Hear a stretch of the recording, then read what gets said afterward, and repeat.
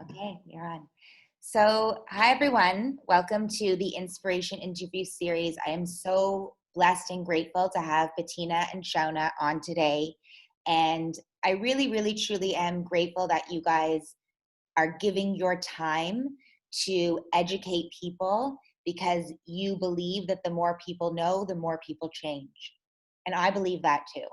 And I'm so excited to really shut my mouth today and just listen to you ladies and hope that together in this time that we're about to create together, we can also impact and create some change to anyone who's going to listen to these words, because that's really what we're trying to do right now.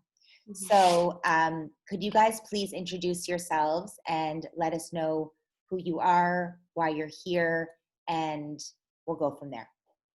Okay, so I am Shaona, and I'm here just to help with bringing forth maybe some other views and education towards what's currently going on. I feel passionate about it because I have two children.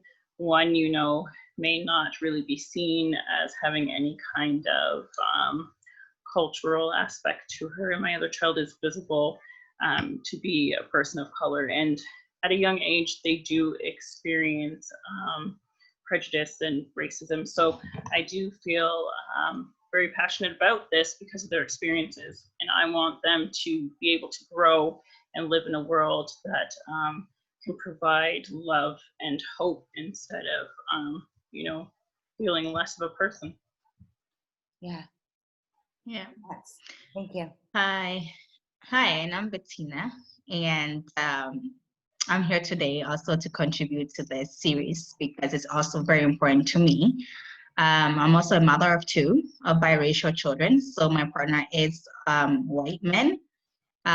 So I am very passionate about this because I definitely don't want my children or my niece or my nephews to grow up in a world where they're judged based on their skin. I want them to have the same opportunity as their other cousins freely will have, So it is very important to me that I also voice out.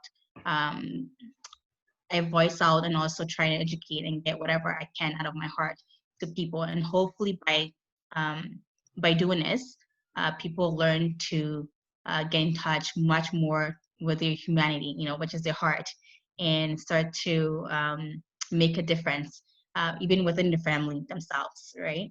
So I'm hoping that this hopefully becomes positive and people can learn from this. Thank you.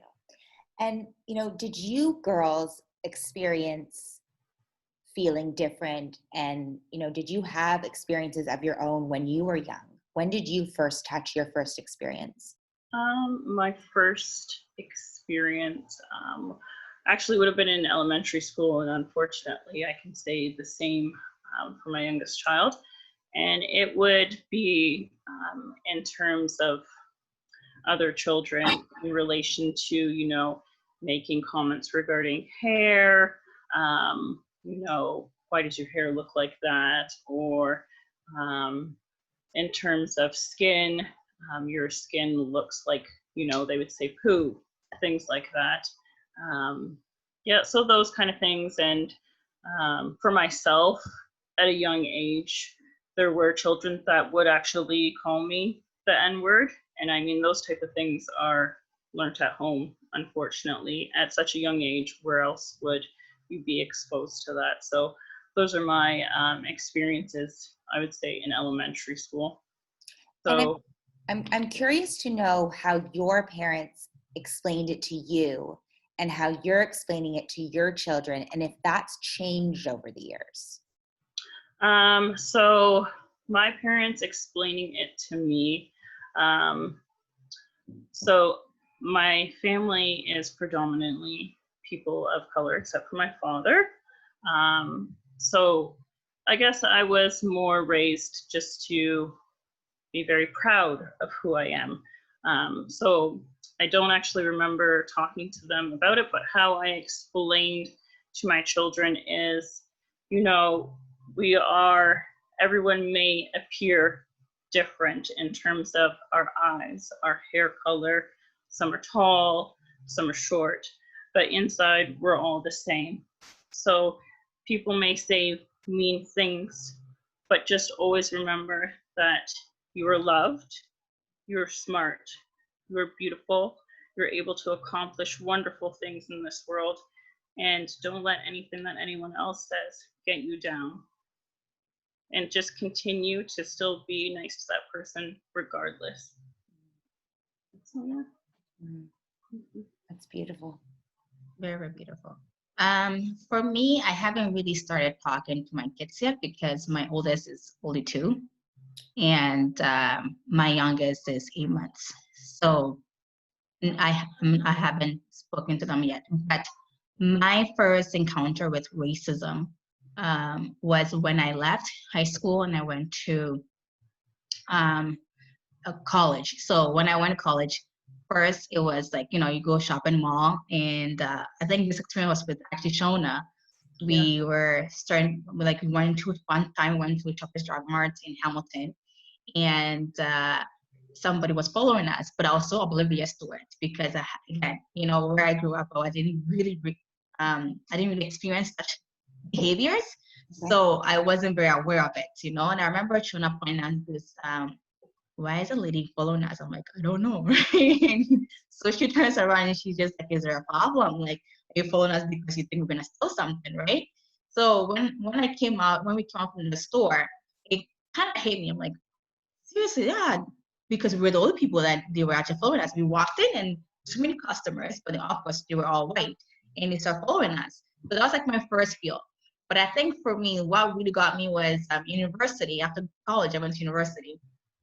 And I had written a paper, and I spent like hours. My paper was amazing. And I sent it to a few professors of mine who were like friends of mine to review it. And Bettina, is amazing paper. So I submitted the paper. And I remember my professor then in that class marked it and gave it back. So when I opened the paper, it had like an 85 on it. Maybe to some it's good mark, but to me it wasn't. So I pushed him and I was like, why do I have an 85 on this paper, And I said, there's no comments on how I can improve. And I said, if you're going to give me 85, at least tell me how or where I went wrong with it. And I remember he looks at me and he says, somebody like you should be happy that you even got 85. And I looked at him because, I have my honors in social work. This is going to be a social work professor. So I'm looking at him like, what do you mean somebody like me? Luckily for me, my fellow students were around, so they all heard it and they're like, what is going on? So I asked him, my personality is I'm very upfront, I'm very outspoken. My motto in life has always been, I will never silence myself just to make somebody else feel comfortable. If I have to speak, I'll speak, So that's a I good addressed it in front of, yes. Did your mom teach you that? I think it's part of my life. But no, I was brought up to be extremely confident. My downfall is I am overly confident. Amazing. There's no such thing. There's no such thing as overly confident, Bettina. I'm telling you. Thank you. But that has been the thing, But I have always tried to live like that. And I think it's because of my passion against injustice against anybody. I always feel like I have to always stand up for people. So maybe that's where I got it from. But I remember when I approached my professor and I addressed him in front of everybody. And then all of a sudden, because I guess he wasn't expecting it for me to call him out on it, especially in front of student body, right?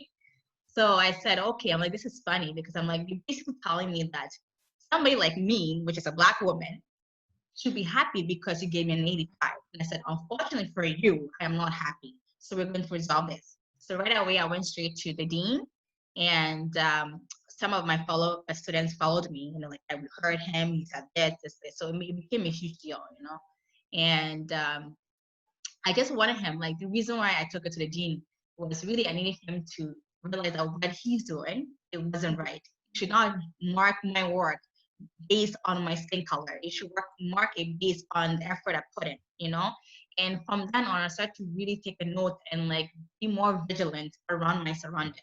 So there was a lot of like, small little things that will happen that will trigger you like, okay, so I'm not being judged because of anything else, but because of this, And then the other part was one thing I also noticed was after university, I had gotten a job interview on downtown B Street in the Ernest and Young building. So they called me for an interview, and I went in there, and I remember when I walked in to this business office, I'm like, "Hi, I'm Bettina. I'm here for an interview." And the secretary looks at me and goes, "Bettina, I spoke to you on the phone, right?" He's like, "Yeah." And then he goes, "Hold on a minute." So she goes and she goes get the manager. The manager comes in. She's like, "Hey," and I'm like, "Hi." She goes, "Oh my God, you don't sound like how you look." What? Like, what does that mean? I don't sound like how I look. Like, I'm sorry, and I'm like, I'm sorry, what And is was that supposed this? to What mean? year Like, was this? how am I supposed to sound like? Bettina, Right? I'm just curious what year this was. 2016, 15. Wow, not even that So long. it's recent. It's not a long time. It's not a long time ago, Sorry. And I was just like, I'm sorry, like, how am I supposed to sound? And he goes, oh, just brush it off. Basa and Shaona, I mean, of course, I took the job because I need to pay. Amazing. I need to pay, but Shaona definitely wouldn't have taken it because that's the kind of position she is. But for me, I needed to survive, so I took it. But I mean, this is the kind of things that was there. So for me, I always tell people. Are you still in the same job? No. Oh. I left them hanging. I left to go back to school, But I mean, like, to them, and they thought maybe it was a compliment, but it's kind of almost, it's extremely offensive because in itself, it basically telling me that what I got from it is because I sounded maybe articulate, that they think Black people cannot articulate the stuff, because of the way maybe I am as a person. They thought maybe I'm supposed to be some kind of aggressive woman. Like, I don't know, there's all this misconception about Black people. But the truth is, Black people, in my experience, are the most gentle souls that you can ever meet, And my partner and I always have this argument. He's like, why doesn't Black people get together and, like, do like uproar? And I'm like, because in nature we're not very violent people. Like, we're not at all. It's just all this stereotype narratives that keep going on and going and going and going on. I said, if you keep pushing a dog, if a dog is lying there, you keep pressing the button and it's not moving, eventually if you take it off, it's going to bite. So the same thing with white people. If you take the white person off, it's going to bite.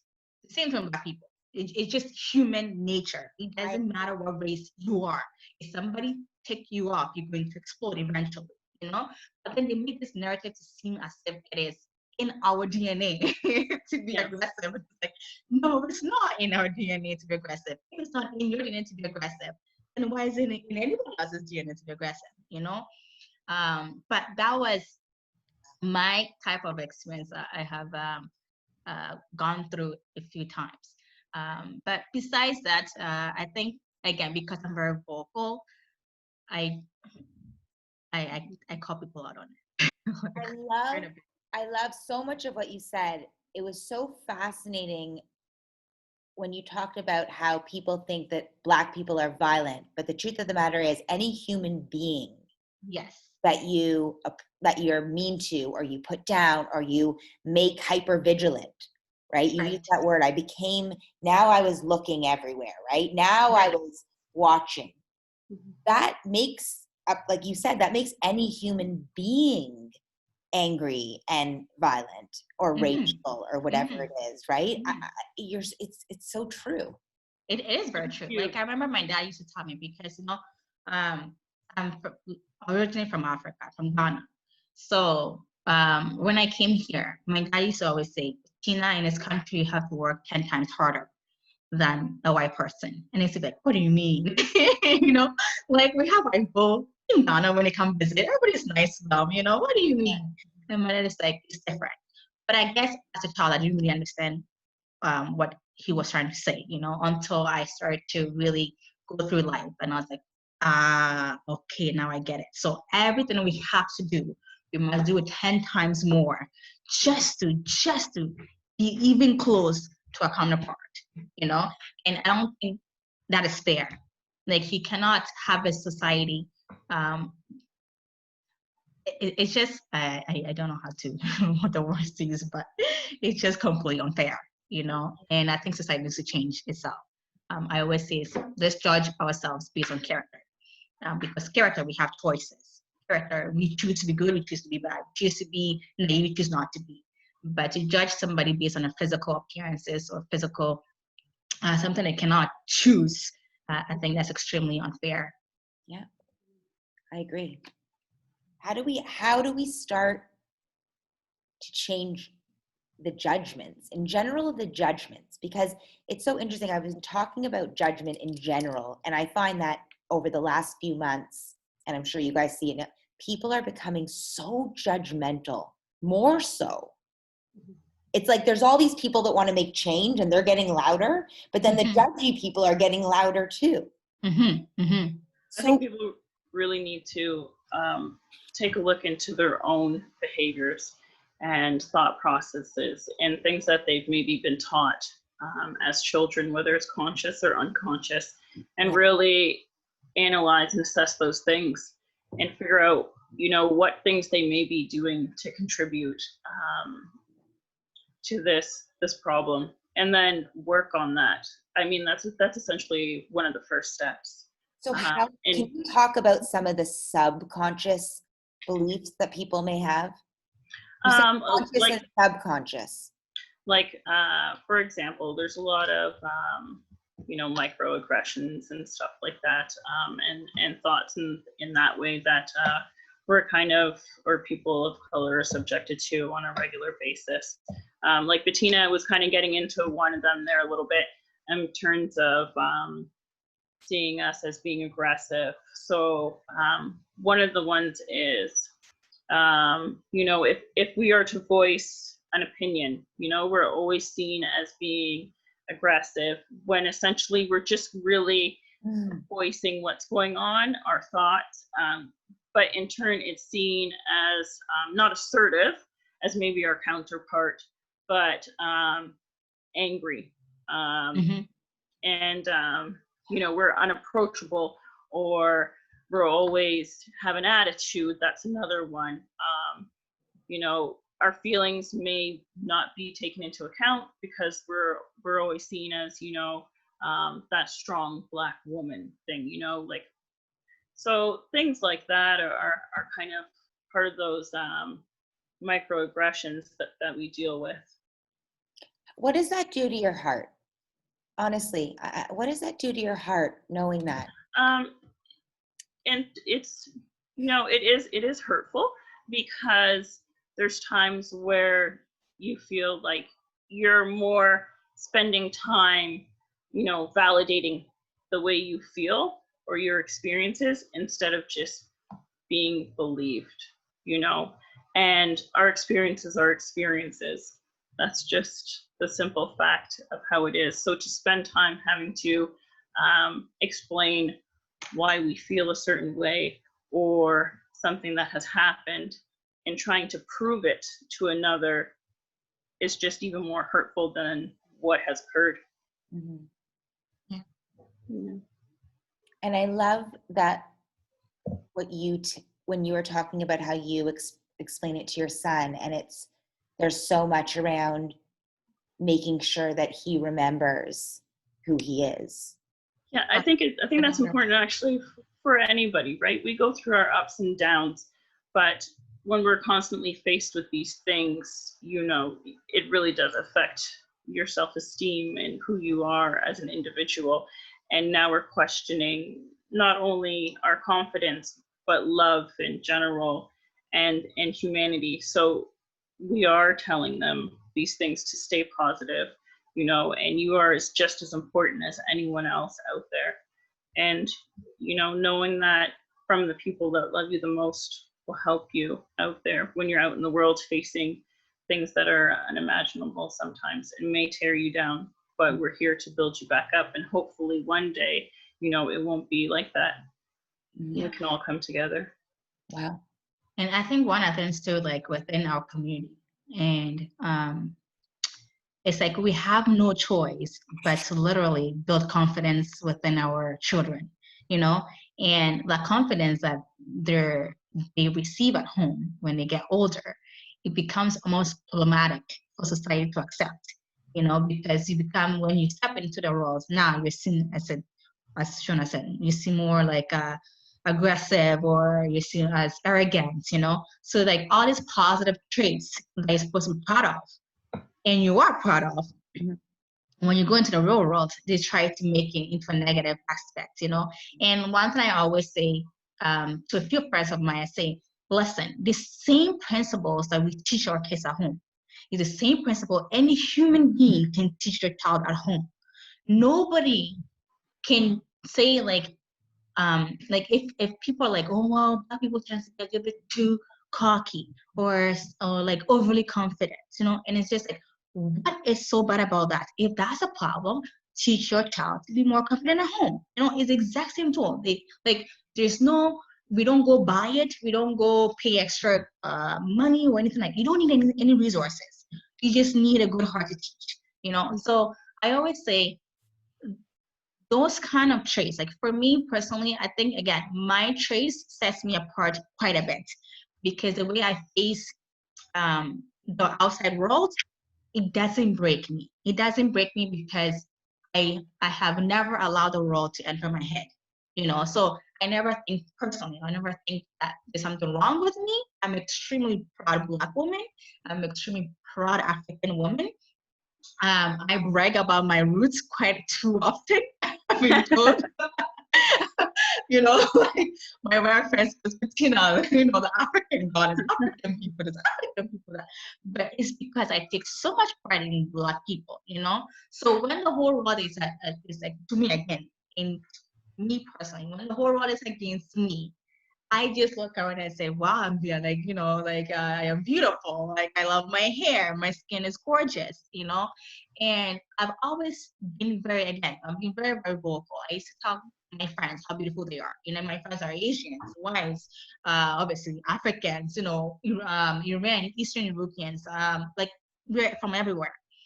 But one thing they always say to me, they used to say, like, I think always compliment people. I think everybody's so pretty. And I said, is true. It's like, it's so pretty. But I said, to me, everybody's pretty, because I always try to find the uniqueness of people. So maybe my Asian friend, maybe they might not like the eyes, but to me, that eye is gorgeous. My white friend, you might not like the lips, but to me, it's gorgeous on them. My Black person, your skin, your eyes, your cheekbones is gorgeous to me. So when I give compliments, and I know a lot of my friends still show, and it's like, oh my God. It's like everybody's pretty. Like, that's what my partner says. I don't know, I gotta see, because I think everybody's pretty. But I'm like, why can't people just lead with their heart? You can judge by your heart. If you let your heart judge, you'll find beauty in everything. You find beauty in every single thing. You not see any ugliness. The only ugliness you're gonna see is obviously bad character, So I feel like if this world can change literally their heart, we have so much hope. But I feel like a lot of people, like you're talking about, how are we dealing with the people who are against? And I think we're like, I have a brother-in-law. Let's say, Canadian, right? You're both Canadian. Yes. Okay. But here, I say we're Canadians by, at least I say I'm Canadian by paper. Like everybody else is Canadian by paper. Even Trudeau is Canadian by paper. Because at the end of the day, he's a child of an immigrant. We're not the originals. You're not the originals, No. And I don't want to get offended by this. But I said, only by acknowledging this, that you can be a better citizen in this country, But I feel like a lot of white people are so entitlement to everything in the world, Like I always get into an argument with one of my brother-in-law. We can start talking about the white privilege thing, because I want to bring that up too. Okay, so I should go ahead to talk about white privilege. There's a lot. That's a lot you guys go through, what I mean? But I just feel like, when we're talking about white privilege, I feel like a lot of white people feel entitled. The entitlement to everything needs to stop. you know. Yeah. For example, Right. as I was saying, like I met with a brother of mine on my partner's side, and his thing was he used to argue that why is Canada allowing so much immigrants to come in, right? And then I said, why not? And he said, because the immigrants are gonna come in destroy the system. And I said, you're an immigrant. You're a first generation of immigrants. You're gonna complain about somebody Yeah. coming in because he feels the need because of his skin color. So he feels entitled to be Canadian. And he'd be like, no, I'm Canadian. And I'd be like, and literally I'm one of those people. I'd be like, oh, you're Canadian? Do you have a native blood? No, you have any indigenous blood? No, okay, so you're an immigrant. You're a child of an immigrant eventually, right? So I think once people start to understand that kind of concept, that everybody here, unless if you're indigenous, you're not true blood Canadian. We're all Canadian by paper. We're all Canadian by immigration. We're all Canadian because of the love of travel and settling in a country, you know? So I think once you understand that concept, you become humble in your spirit. And once you become humble, you are able to embrace everybody. Doesn't matter who the person is. Mhm. So I think white people need to work on that. Say that. Can you say that one more time and slowly? Say it again and slowly. Okay. People need So to powerful. Really. okay. White people and everybody needs to start thinking that everybody here is an immigrant, except Yeah. for the indigenous people of Canada. So once we start listening and understanding that we are all part of immigration, that's how we got here, whether it's 18 years, 114, 400 years, 500 years, 600 years ago, your ancestor was an immigrant that came to Canada. Mhm. So once you understand your root, because your root links you to identity, and once you have an identity, you become confident because you know where you came from. So once you understand that concept, you become much more better as a Canadian, meaning you become much more better being a citizen because you can embrace everybody. Yep. But I felt a lot of white Canadians feel entitled to this country as if it is your own. So they make remarks as if, this is my father's land. Like, why is the immigrants here? Not Why is their the land. minorities here?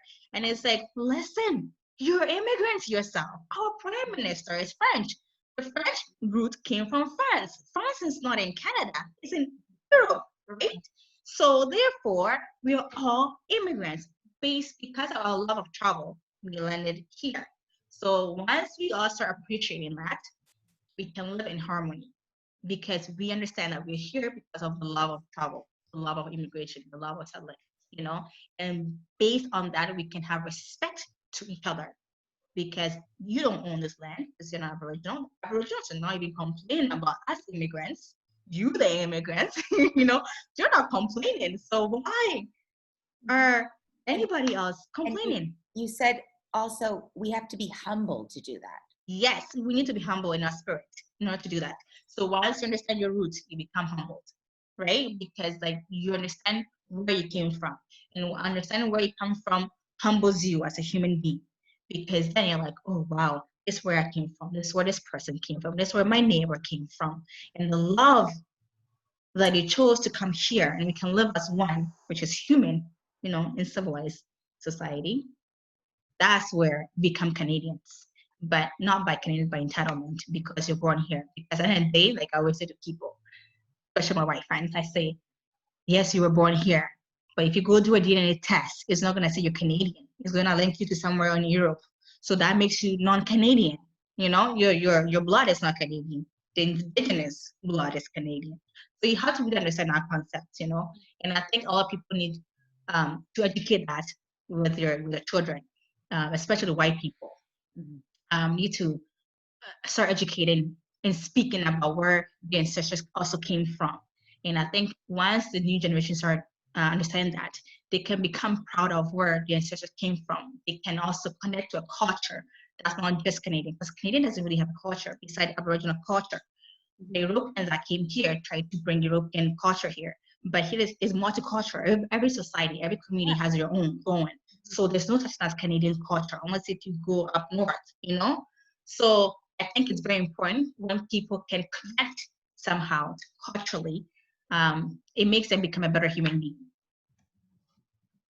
Yeah, it's very important for people and families, you know, if you're going to teach your children, start, you know, when they're young, to let them be exposed to various cultures and their history, like Bettina was touching on. You know, they do teach some of the indigenous history, but they don't teach all. No. Right? And that, I think, needs to change because it's not giving a full scope. Yeah. So they're not fully understanding everything that they went through and continue to experience today. Yeah. Right? And not only that, but they need to delve into the other histories. You know, they don't teach a broad spectrum of, you know, the 200 years of slavery that affected people of color and the indigenous people. They don't teach that. And then Asians also, that affected them as well here in Canada. Railway, you know, rather they just glorify the European coming in and taking over, you know. So I think history itself needs to change. Books needs to be renewed. I feel like, again, it goes back to systemic, you know, racism and suppression of other, or marginalization of other races, you know. But the education itself needs to be revised. It doesn't teach the whole, as Shaona said, the whole scope, you know. And because of that, it's leaving gaps and is leaving a lot of room for judgments and false stories to be filled in those gaps, you know. I was listening to the news where in America right now they're taking down like statues of like slave traders and all that stuff, you know, and people are having like a uproar about that. They're very mad and angry about. Some people are very angry about that. But it's just like, how you gonna glorify this kind of behavior in this generation, you know? How is it unacceptable? So I think, again, instead of us changing our, we need to change the narrative. Instead of them, again, call them heroes, you know, call them for what they are, murderers, you know, and whatever else it is. I'm sure if any other race did what white people did, it would not be considered heroism. It will be considered differently, you know. So I think the same language needs to change. Narratives need to change, and truth needs to be out.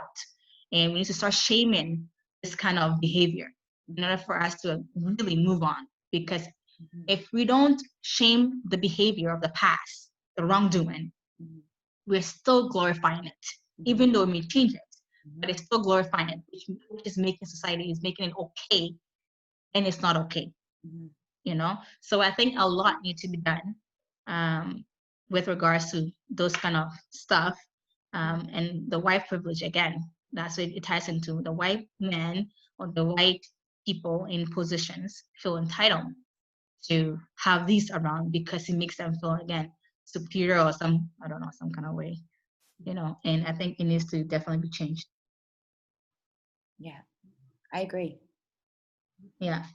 And also I think it's very important for parents also to teach, not just white people teaching their children, but I think for every race also to teach your children about racism, and, you know, just kind of teach about being decent human being. You know, I was reading like an article I sent Shaona a couple of days. Sorry, keep going. No, go. No, I was going to ask about, because you were saying, because racism is a global word against any hatred against the human race, correct? Yeah. Against human race based on skin color. That's what it is. So any religion, like if someone's Jewish, okay? So if someone is anti-Semitic, they're not being racist? No, they're being anti-Semitic. Yes. Racism is purely based on discrimination against the color of the skin. Okay. Yeah. I didn't even know that. Marginalized groups, like marginalized groups. Yeah. So brown skin, black skin, yellow skin, tan skin. Specifically. You know? Okay. Yeah. So based just on your skin. Like I sent an article to Shaona the other day. It's so sad.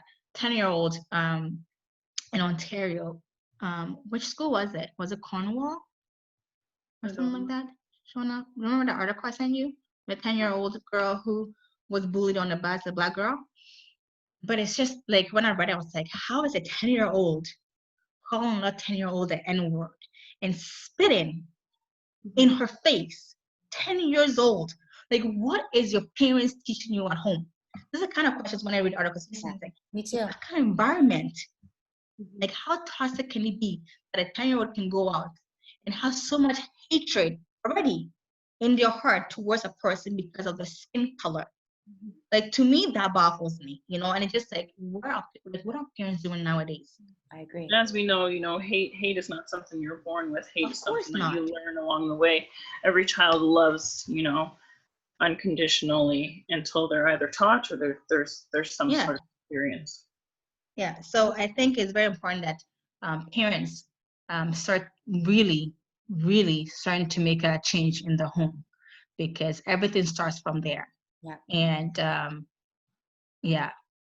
so that it's so fascinating because do you guys know who Brene Brown is? Do you know who that is?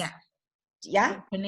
Brene Brown. I'll send you some stuff of hers after. She's a really interesting woman, and she talks a lot about shame and the effects of shame on the human brain and human behavior. And it's just so interesting. This conversation has taught me so much, and one of the most illuminating things was how people view Black people to be aggressive and vocal and all those things in a negative way, when really you guys have had so much shame you've had to live with. And any human being, just so you know, any human being in shame becomes angry, violent, rageful, and aggressive. Any human being when they are in shame. Shame makes you feel toxic, right? It makes a human feel toxic. When you look at history, right, you would think that we would be those things based on the stuff that we have endured and continue to endure. Yeah. But as you can see, we're not. You know, but and I think that's that way. Something, that sense, like, see, it's used about our race. And I think that's why I kept saying that there's such the narrative needs to change, you know, because with everything that Shaona said, we have endured, our ancestors have endured, we're still very compassionate people. We're still loving, we're still caring, we're still non-judgmental, you know? So it's like, as much as they want us to believe that we are, we really aren't what the narrative says. You know, we're complete opposite. And I think that's why for so long it keeps going on, they keep going. And even with crimes and all those statistics about Blacks within the Black community, I believe that even those statistics, if the system wasn't designed to target the race, it wouldn't be as high as it is. But a system is put in place to make sure that we're continuously being the target of the system. You know, it doesn't benefit us, but rather it goes against us. So could you imagine being a person of color, that you not only do you have to survive, you know, you don't not only do you have to be, like, for example, you don't only have to be a child, like the child that I just spoke about who got spat on the bus, 10-year-old. She's just trying to be a child.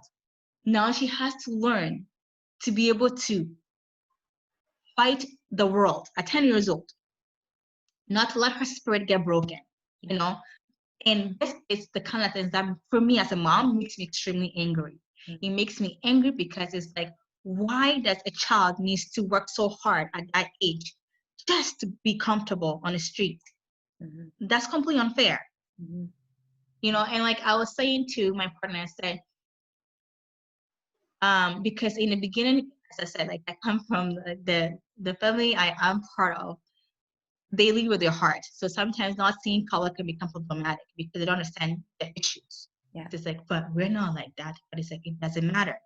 So the example I give is our children have darker skin tone. So they're not on the light side, they're on the dark side.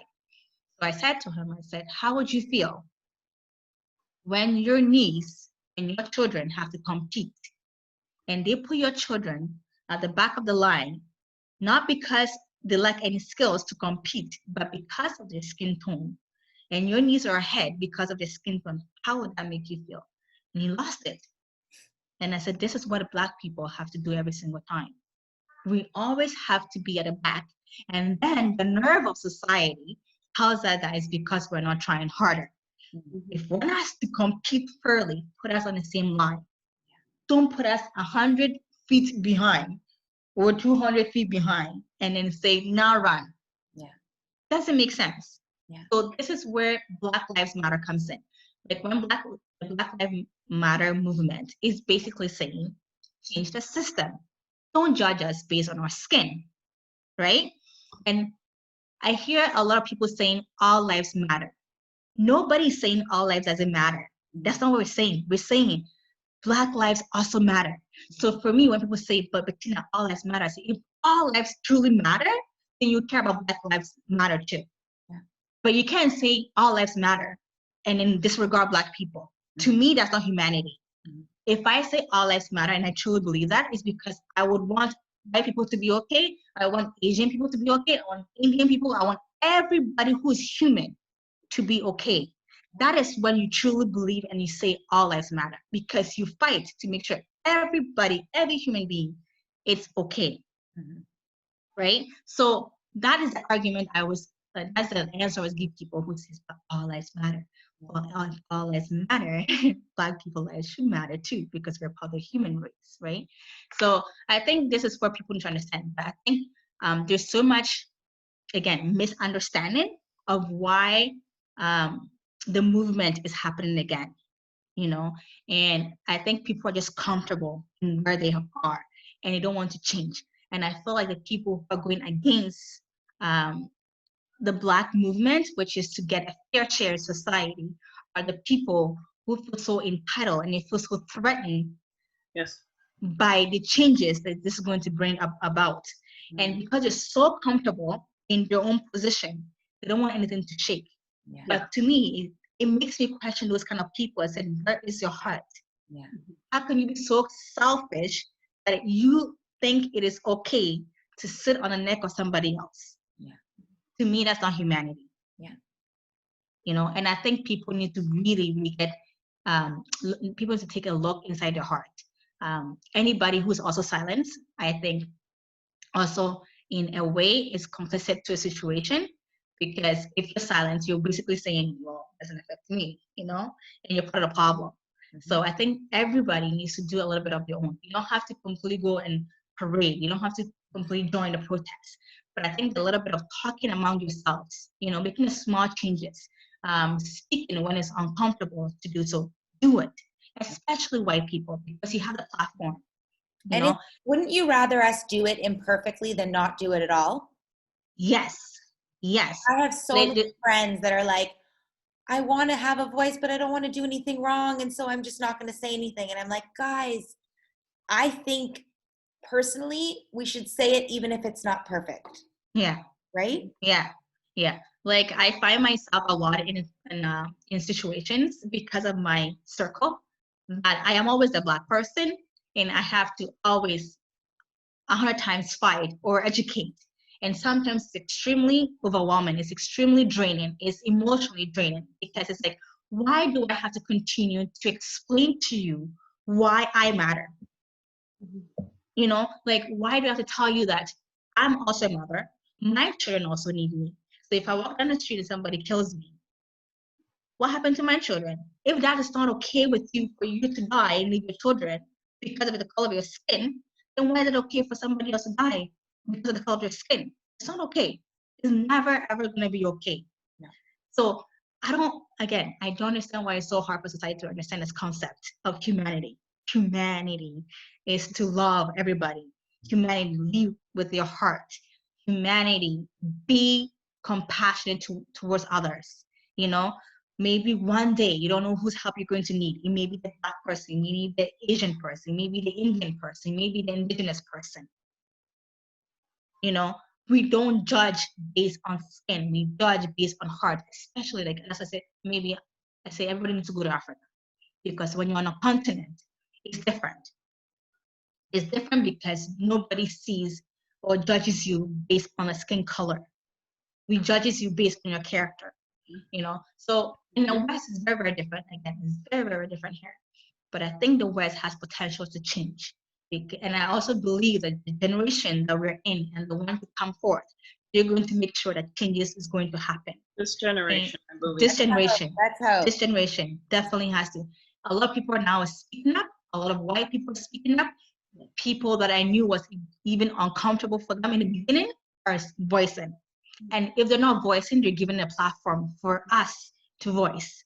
So everybody's doing a little bit of what they can, you know, and I think that is what's going to move, because now a lot of people are starting to lead with their hearts. And to be honest, in this generation, a lot of people are interracial, you know, Yeah. whether you have Jew, whether you have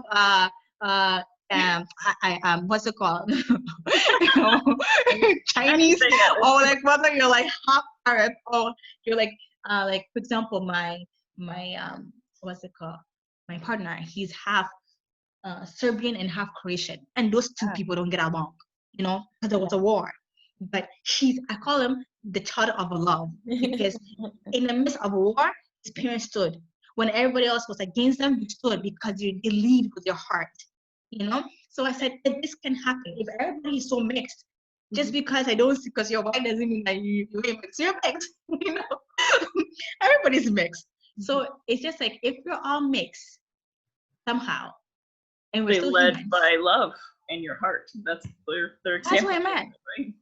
Yes, it's just your heart. You know, your heart doesn't, your heart, like I always say, you have to live with it. The heart is so beautiful. The heart is light.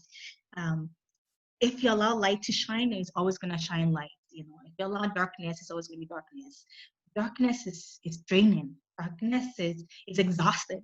So when I see people who hate so much, to me, it's almost like humorous for me, because it's just like, why? Like, why do you even allow yourself to be in a position of hate when you can be free, you know, Right? be happy? Trying to love, and right? It's nice. Be happy, like, why? Like, why? Please, like, I wish I could open my heart for people just to tell them the light, because the darkness is so much. But yeah, like, I'm very, very proud right now. Like, I'm very, very proud as a society that people are stepping up, people are talking, people are putting themselves in an uncomfortable situation just to make sure that change eventually prevail, you know, and that's exciting to watch. Yeah, thank you. So to summarize, because our time flew by so fast, I want you guys to leave with, we'll do it again. I want to do this more. Honestly, you guys are so awesome. And, you know, you speak my language, because literally, if you go on my Instagram, every single post is about non-judgment, self-compassion. It starts from within. Yeah. Show up as love so you can love, right? If you're going to hate in there, you're going to hate out there. It starts from here. So it's like, I've just met you now, but I feel like we speak the same language. You know? Right. And so on that note, if you guys could each give, you know, one message for people, if they want to impact change, what is the first step? What can they start to do to be part of the change? Because I'm hopeful. I'm hoping that this is going to change something. So what can we do to be part of that change? So I would say, like I had mentioned before, the first step is really just looking within. Start there. Okay. So looking within meaning at your beliefs, or looking within at your own feelings towards yourself? Looking at, in actually both, your own thoughts and feelings towards yourself, and maybe even think about, you know, as you're thinking about thoughts, maybe situations will come to mind that may have occurred, and really think about, you know, how you feel about those that you've seen, that you've been in. You know, you really have to delve within yourself, and that will help open up ways that you can make a change. You know, you can start small and then broaden out, right? But until you know your thoughts and feelings towards it, you won't be able to really, broaden your actions and how you can make that change. So you really have to start with yourself, how you feel. Brilliant. Thank you. And Bettina? I agree with Shauna. I always talk about self-love. I'm the big one on it. I think it's very, very important for people to love themselves. And I think once you learn to love yourself, the love will penetrate through to love others. It becomes very easy for you to love others because you're so confident in yourself. You love yourself so much that you want to give that love out, And then beside that, to also educate yourself, about issues that is going on. And don't be so judgmental. Don't just read one article, do a bit of more research, connect with community groups, try and step out of the comfort zone and meet people of different race, different backgrounds, different ethnicity, different, culture, whatever. And just really get in there, But I think it all starts from home. And I'm a very true believer that whatever you learn from home is going to shape you when you go outside the world. So look inside yourself, look inside the family values. What have you been taught? What doesn't sit well with you? What can you change as an individual? And as you see things in the family that doesn't really contribute to make society better, speak on it. It is okay to be unique. It is okay to be outspoken. It is okay to be the scapegoat, as I say, because it takes that scapegoat, the ghost, what they say, the scapegoat, Yeah. the scapegoat to really make a change. Because the scapegoat who's going to show that correct. Black sheep, you mean? Yeah, like the scapegoats, Like family, right? I know what you mean. Yeah, like it takes that scapegoat person in the family who is going to really make a change. And it takes that scapegoat in society who's going to voice and speak and make changes. So I always say, don't get too comfortable within yourself, always look for growth, look to become better, and we are born to be that amazing. Like we're born to be amazing. And as humans, we have the power to do it, And really, I always talk about the power of subconscious mind. Learn to connect with your thoughts. Don't let your thoughts control you. Learn to really connect. And I think once you start to do that within yourself, it is easy to speak up. It is easy to offer your platform, like for yourself. I see a very confident woman who is very comfortable, and that alone will enable changes. Even for us to come here, for example, we're here, we're talking. That is a change. You put yourself in a position where we could have came here and started talking, but we didn't. But you did do that. You know what I mean? So those are the kind of small changes that anybody can do. Or if you see somebody facing injustice on the street, speak up. Like I'm one of those people, my partner said, Bettina, man, you're so nosy sometimes. It doesn't concern me, but it concerns me when there's injustice against any human being. And to me as a human, that is my business. So just start to think like that. Try to put yourself in other people's shoes. And once you start doing that, I think it becomes easier to create change, to want to at least make change, So that's about it. Yeah. The biggest growth is through the most uncomfortable moments and challenges. I think that's what people need to remember. Yes. I love you guys because you speak our language. No, you do, like everything, and we speak the same language. Like my mission in life is to literally to teach people how to love themselves so that they can go out and make change in the world and love the world. Amazing. You should have us on because we're very love. You guys are brilliant. How do you know so much about the subconscious mind? I'm extremely spiritual person. Extremely spiritual person. Me too. I am a woman of faith, so I believe in God, but I'm not very religious. I'm much more spiritual. Yeah. So because of that, I have learned when you are spiritual, you connect on different realms. There are different realms in the world, you know, and the subconscious mind is one of them. It is your tool. I find years ago, before years before I got into it, like really got into the subconscious mind, thoughts used to control you, which is normal for everybody. You know, thoughts comes to your mind and it controls you as the human being. So I went through a phase where I was just like, wait, like my faith was just like being tested. And for once I was just like, oh my God, you stop. And again, being an African, you are taught to connect spiritually at a very young age. So what science doesn't teach, I already know it exists because of where I come from and because of personal experiences. So it was very easy for me to get into the whole thing and learn to control my thoughts. So I'm at a position, maybe that's I'm so happy, where thoughts don't control me, but I control my thoughts. I choose what comes to my mind, what I can entertain and what I don't entertain. I've always been for the longest time now, you know. So I always try, again, I always also teach people to love themselves, to try to become more spiritual. So that's what I've been doing for a few years also on the side. I'm very passionate about it because I believe every human being has the ability and have the gift. You just have to learn to tap and how to tap, you know, because it doesn't take one special person to do it. But yeah, that's how I got into it, and that's how I am very spiritual. I want to hear more, guys. So we'll finish for now, just because of the time. But I want more of you guys. Really, Sure. This was so. Hold on, I'm just gonna stop this.